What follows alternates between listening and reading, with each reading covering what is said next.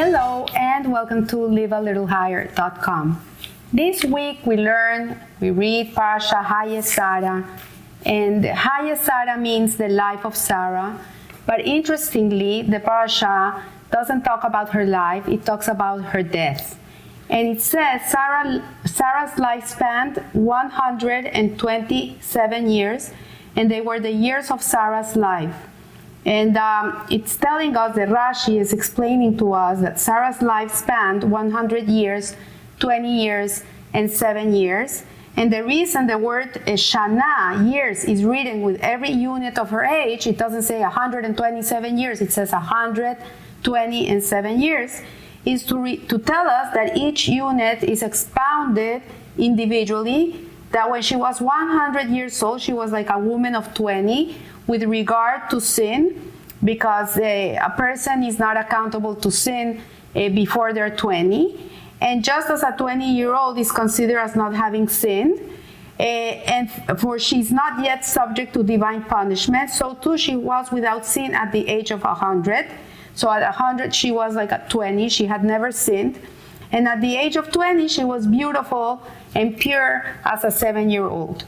So we know that this 120 and 7 years, it's really a ripe old age. We know that she was not a young woman. It's more, when she conceived Isaac, she laughed.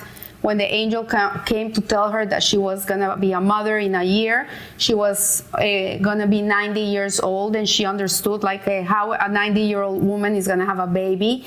So we know from here that she was not a young person. She was not young, and I want to talk today about growing old and what growing old, the way that the Torah looks at aging versus the way in which the secular world regards aging. And this is from talks of the Lubavitcher Rebbe, where he spoke a lot in depth about people who are coming into more years in their lives and how they have to approach this time of their lives.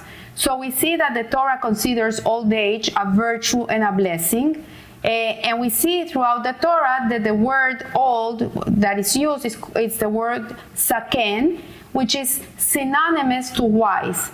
And the Torah commands us to respect the elderly, regardless of their scholarship or their pity, because the many trials and experiences that they had to live through their lives have brought them to a lot of wisdom in their lives.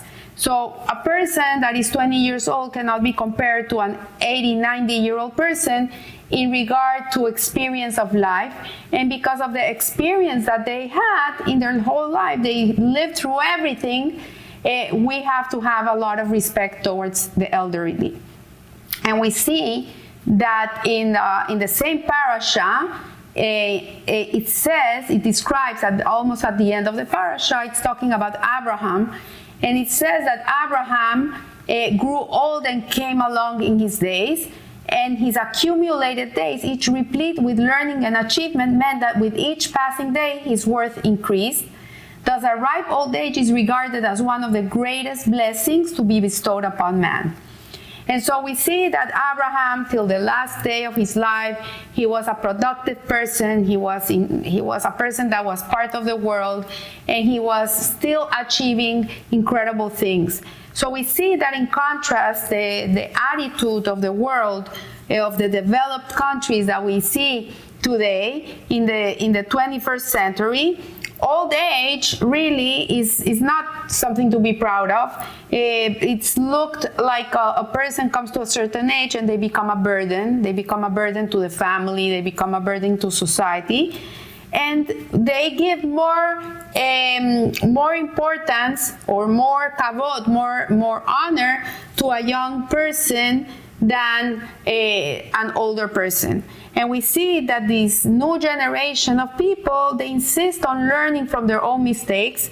This is their generation of experiences. They want to try everything in the world. They want to try everything because they have to live it. They have to experience it. They have to get through the whole thing. And we see that at the end of the day, this is not an intelligent way of life, because they could learn so much from learning from their parents, their grandparents, their great-grandparents, that they would be able to amass as much wisdom as their parents have without having to go through the whole balagan of experimenting with life. So we see that society dictates that one later years be marked by inactivity and decline. The aged are made to feel that they are useless, if not a burden, and has best confined themselves to retirement villages and retirement homes. And this is a great business nowadays, creating places for older people where they can live, let's say, a life of leisure and a life that where they're going to fill their days with hobbies and things that are going to keep them busy, but they're not going to be productive. So we see that the point here is that in the Torah, a person is not measured by the physical prowess, by the number of hours that a person works or how strong he is. Our attitude toward the age reflects our very conception of value. And it says, if a person's physical strength has waned while his sagacity and insight have grown, do we view this as an improvement or a decline? If a person's output has diminished in quantity but has increased in quality, has his net worth risen or fallen? So indeed, today a 20-year-old can dance the night away while his grandmother gets tired very easily and she has to go to bed early. But the question is, but man was not created to dance for hours on end. This is not the purpose of our existence, to have dancing parties all day. Man was created to make life on earth purer, brighter, and holier than it was before he came to the scene. So I always look at young people and I always tell them there's three types of people in this world. There's the person that comes to the world and he leaves it. The day he leaves this world, he left it the same way he found it. He didn't do anything to create change in the world. There's a person that, on the other hand, comes to the world and leaves it worse than what he found it. And then there's these very special people, very unique people that come to the world, and whatever it's given to them, they just make it better than how they found it. And I always give them a blessing that they should live a life in which they're looking at their surroundings and they're always striving to make the place where they are, the surroundings and the people around them, better than how they found them. So we see here that here, what he's saying here, the Rebbe, is that in a secular world, if a person is not strong, is not healthy, is not productive, let's say in a young way, then he is a person that his worth is less. But in the Torah, the worth of a person doesn't come from dancing and being productive and being this and that. The worth comes from the experience of life, of the challenges this person has lived, what he's gone through, how he has emerged from them, how he has evolved as a human being. And this is what we see with Sarah and Abraham. They didn't have easy lives. They had very complicated lives. They had very hard lives, but they were tzaddikim. They were in a higher level than us.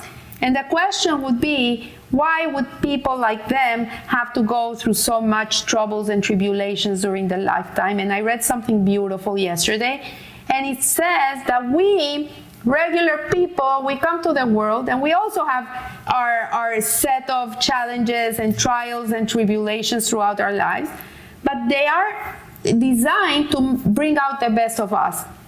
The whole purpose of the human experience is that the day you leave this world in a higher place than when you came. But the tzaddik, they don't need to become better. They are great. They don't need to become better. They're already great. So why do they have to go through all this craziness that they had to go? It is so they can show their greatness. So they can show us the way, so they can pave the way for us how to view our lives when we're dealing with famine, when we're dealing with not being able to conceive children, when we're dealing with wars, when we're dealing every aspect of life.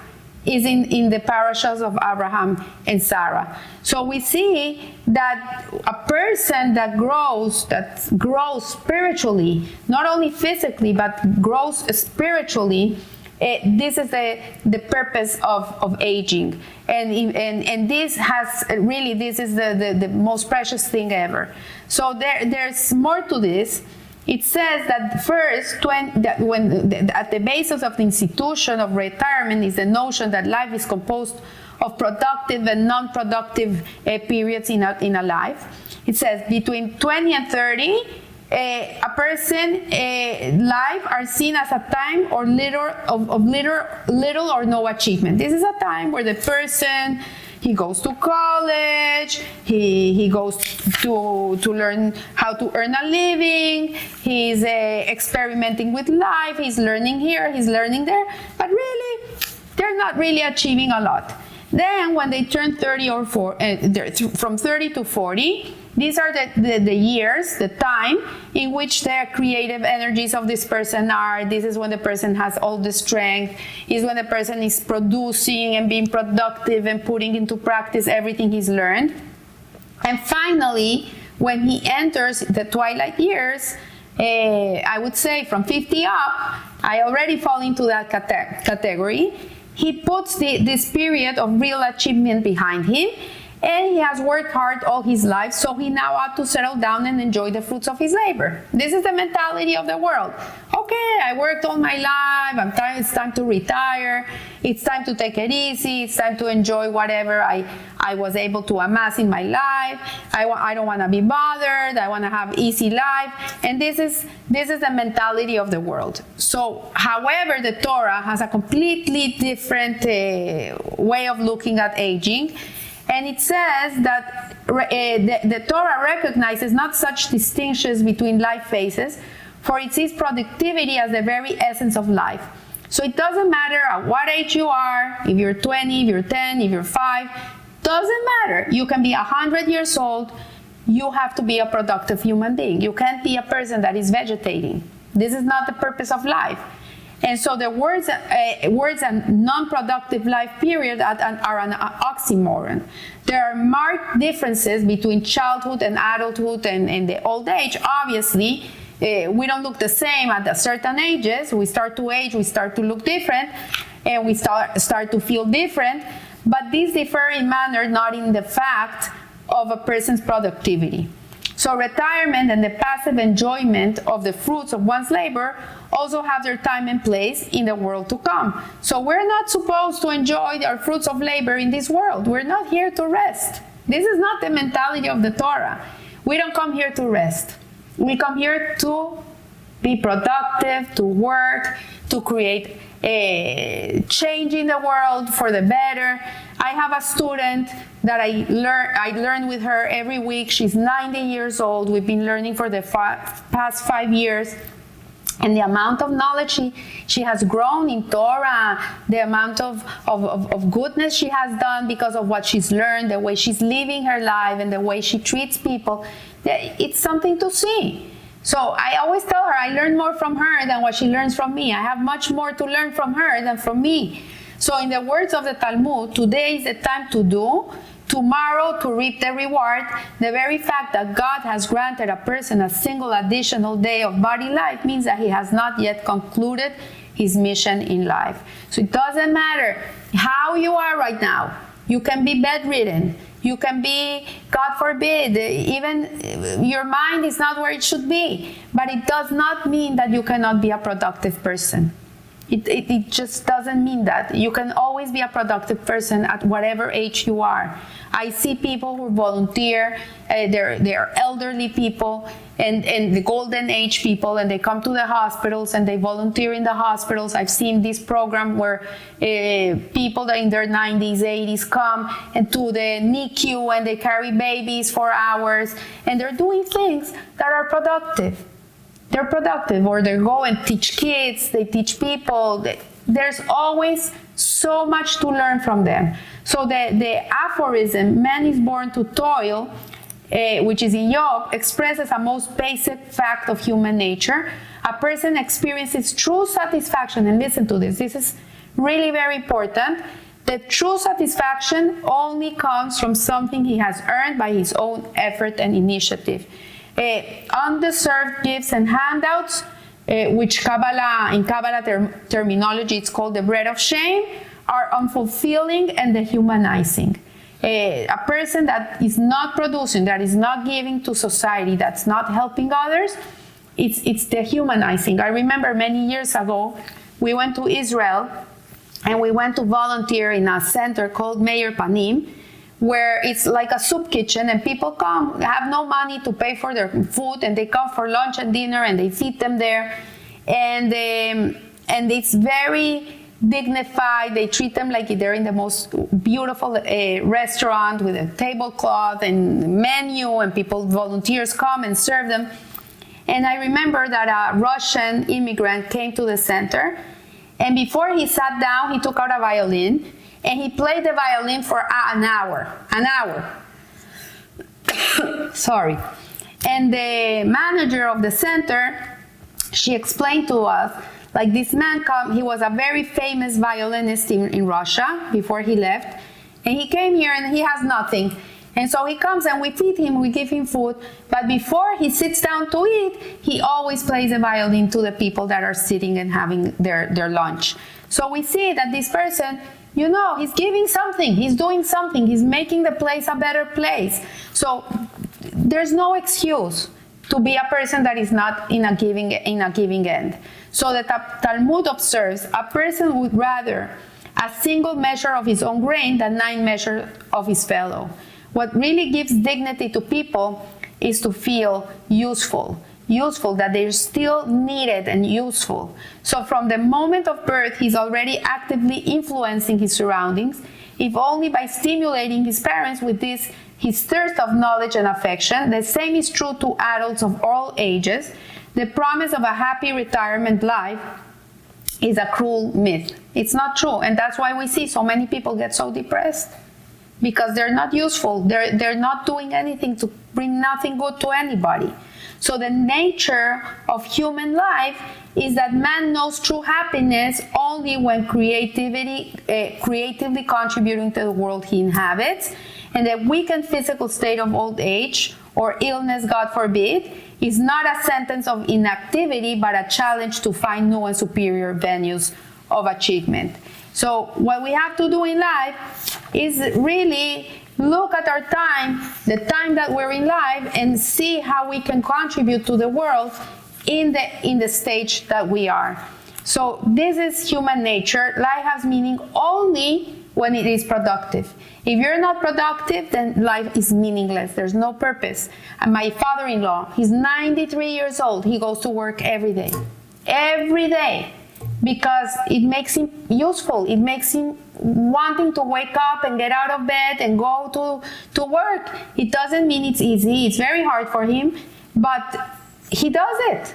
And so he wakes up every day. He has an idea. He calls my husband. He's still productive. So because God created man to be his partner in creation, the Midrash tells us that God says to the righteous, just as I'm a creator of worlds, you too should do so. And the Midrash also recounts an exchange between a Greek philosopher and the Talmudic sage Rabbi Hoshea. And he asked Rabbi Hoshea, if circumcision is desirable to God, asked this Western thinker, why didn't he create Adam already without circumcision? Why does a baby have to be born and 8 days later they have to go through the Brit Milah? If it's so important for God, why didn't he create man already with this perfected organ? So Rabbi Hoshea answered, everything that was created in the first 6 days of creation requires adjustment and improvement by man. For example, the mustard seed must be sweetened. The wheat has to go through the mill. God specifically created a world that was unfinished so we can be partners with him and we can be creative in this world. We can be co-creators. So God is the ultimate initiator and giver, granting us existence and life and equipping us with the faculties and resources. But God wanted more than passive recipients. He doesn't want us to be passive. That's why we have 613 mitzvot. We're busy doing mitzvot all day because this is the way in which we are busy. And he wanted partnership with us, a partnership in which we would create and give as he creates and gives. So and we would receive from, he would receive from us as we receive from him. So we made the drive of achievement the very essence of human life. So for example, Hashem gives us the mitzvah of tzedakah. You have to give 10 to 20% of your earnings, right? And this is an obligation of the Torah. This is a commandment. But who gives you the money? Hashem gives you the money. The bracha that you have a fulfilling business and you're doing amazing in your business and you're earning money is because God gave you the money so you can give the money. So it goes around. He gives you so you can give. He takes and he gives you back. And so indeed we must do both. We must change the attitudes of the leaders of the businesses and the professional worlds and society as a whole. And we must make them see that people that are in their golden age, they're not useless. They're people that can really bring a lot to the society, can infuse the younger generations with wisdom, and they can learn from them. And it's very important that we don't forget about the people that are in that age, because they can be very, very useful to society.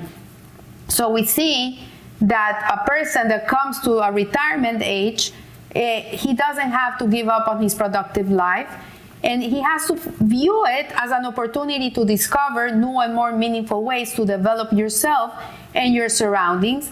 And long life is a divine gift that God gives to a person so he can optimize this way of life.